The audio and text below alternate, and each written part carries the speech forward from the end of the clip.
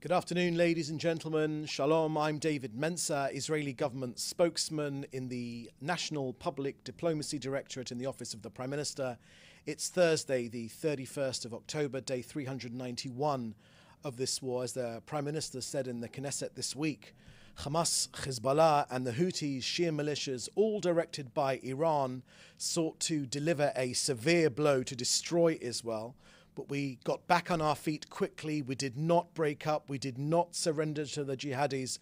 We fought back. Make no mistake, said the Prime Minister, we are driving back our enemies. We will win and the world will be a safer place. Our victory will be your victory, whether you realize it or not.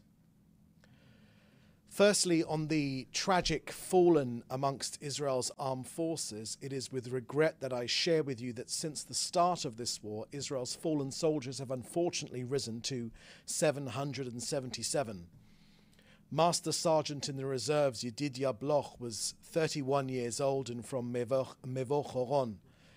Last week, Master Sergeant Bloch was severely wounded in battle in southern Lebanon, but later succumbed to his injuries. As the Prime Minister said, we do not forget for an instant that all of Israel's hard-won achievements in this war have been thanks to the bravery and the sacrifice of our dear sons and daughters, IDF soldiers, their commanders, policemen and policewomen, their commanders, Shin Bet, and Mossad fighters and their commanders, all the men and women in the security forces. Israelis and decent people the world over are in awe of the spirit of our armed forces. What power, what a generation, what a home front, what a people. Our pain and that of their families is indescribable. As the Prime Minister has said, the loss crushes the heart, a feeling of suffocation fills the throat. The sadness and the longing without end. But this war for our revival demands that we continue to victory. May the memory of our fallen be a blessing forever.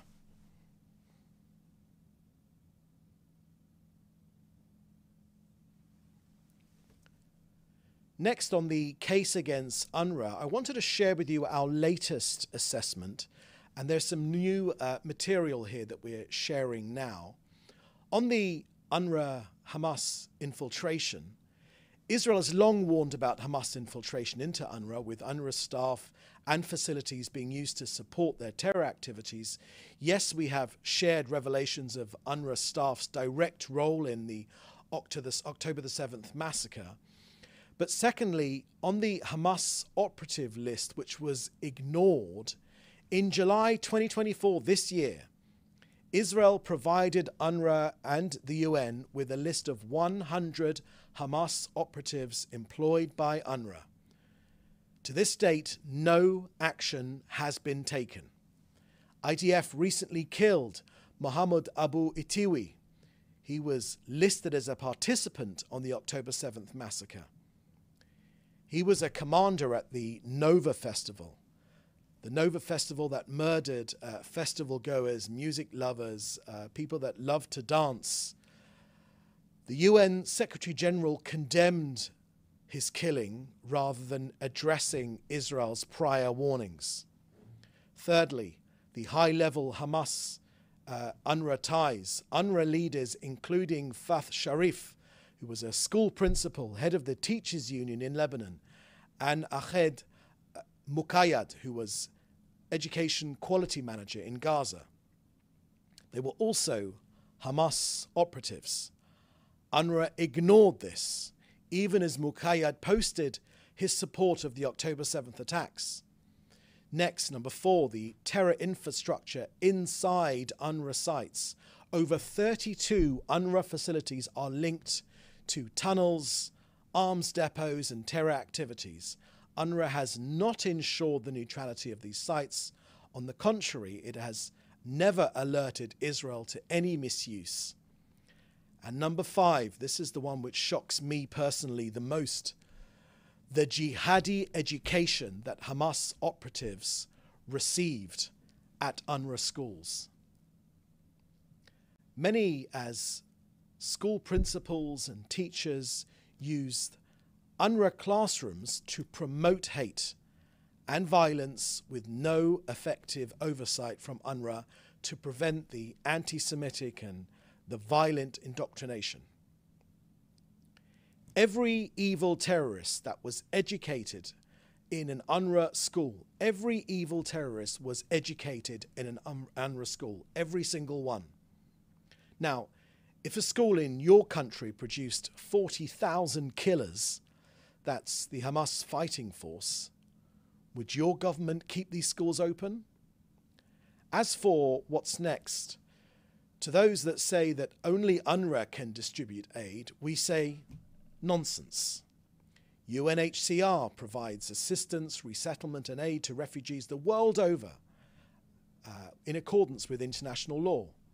The World Health Organization and UNICEF and Red Cross, maybe they could even use it to visit our hostages.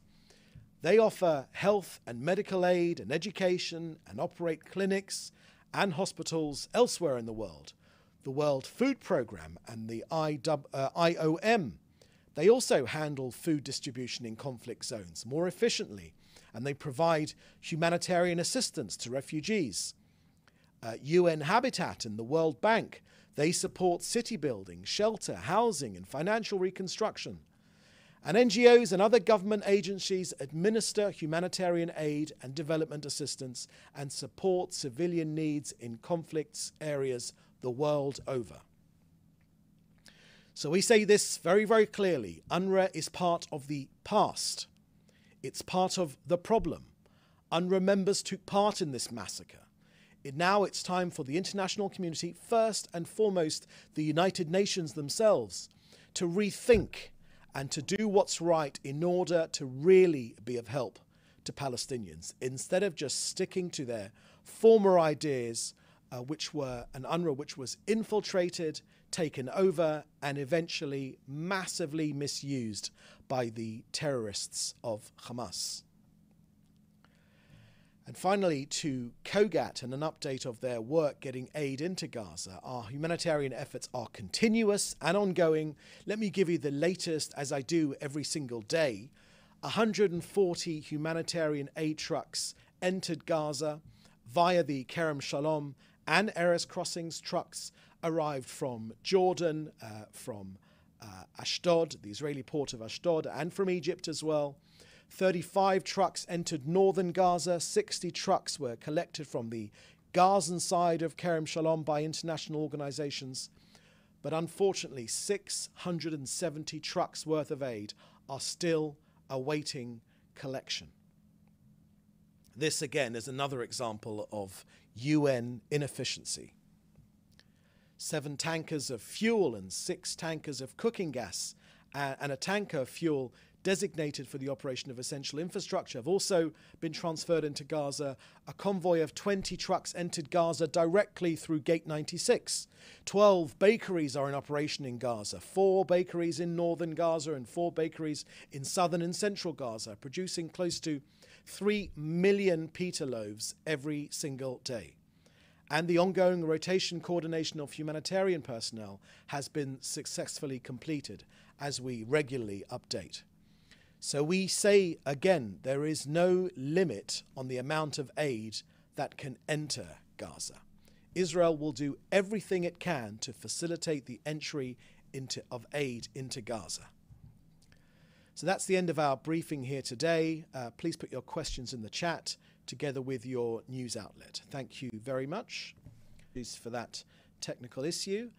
This question is from Joel Pollack at Breitbart News. Many residents of Lebanon have expressed concern about the safety of archaeological sites near cities like Baalbek, especially as there are ancient Roman ruins included in the area of evacuation. What steps is Israel taking to ensure that important historical sites are protected from harm? Thank you for that question, Joel. I have seen reports of requests to Israel, which Israel has most certainly heard, to ensure that historical sites do not fall within the range of fire. And of course, the IDF will always ensure that that is the case. Ultimately, though, of course, it is Hezbollah, the Iranian proxy, which is directing this war against us. They have evacuated. Our latest figures of number of people evacuated from their homes are now down to around 58,000 Israelis evacuated from their homes because of this incessant rocket fire. Let me share with you some of the latest details I have on those figures on Hezbollah rocket fire. For instance, I can share with you, if you just give me a moment, I'll pick that up here. Yeah, I can share with you, for instance, that we've had more than 14,500 rockets fired at us from Hezbollah. We've had 603 wounded. We've had 64 killed. That doesn't include any casualties from this morning's incident, which we'll update you on shortly. And I've mentioned to you the figure of evacuated civilians. And we've had 230 million square meters of land in our north, which have been burnt, scorched from Hezbollah rocket fire. And I can also share with you that, as I said before, that our latest figures of displaced people is down to 58,000. Those are the latest figures, 58,000 Israelis that have been evicted from their homes because of this incessant rocket fire. Next question from Joel Pollock. Can I encourage you again to put questions in the chat to other viewers? What is Israel's view of the gas deal from Lebanon in 2002, which was said to be, if you could go back to the question there, said to be an effort to deter Hezbollah from future conflicts? Thank you for that question, Joel. There are lots of lessons from this war.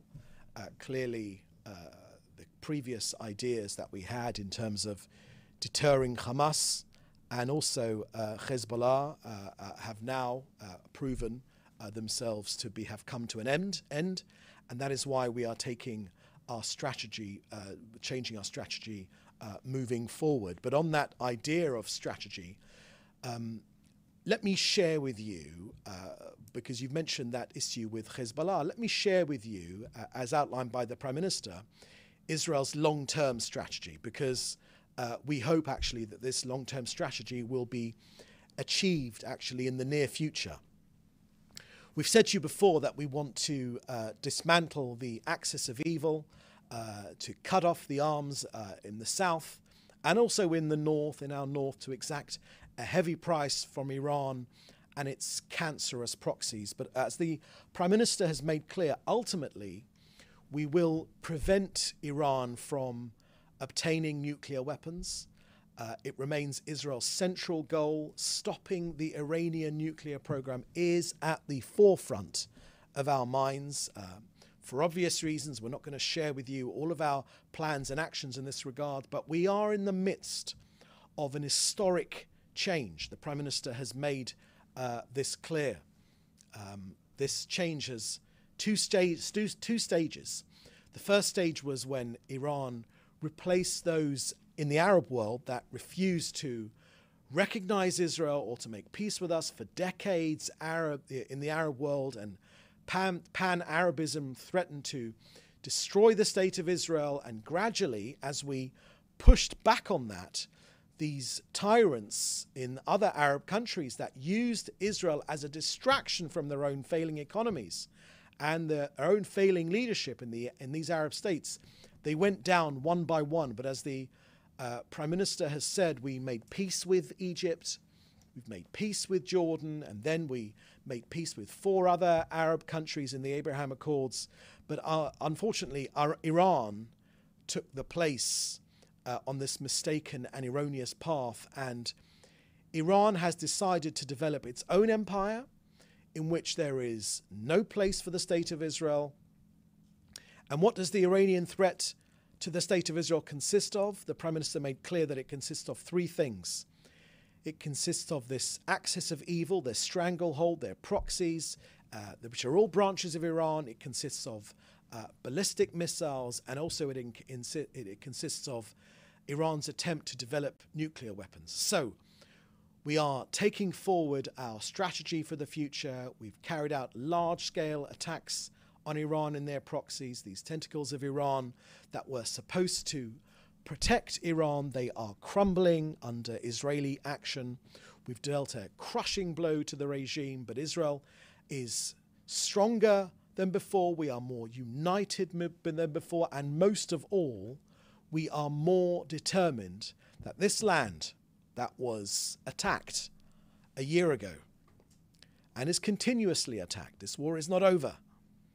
This land will flourish once more, that our innovations will once more amaze the world, that the issues facing humanity will be conquered once more with the help of Israeli ingenuity and, as the Prime Minister has made clear, our determination and what we as a people have shown throughout the ages, our eternity.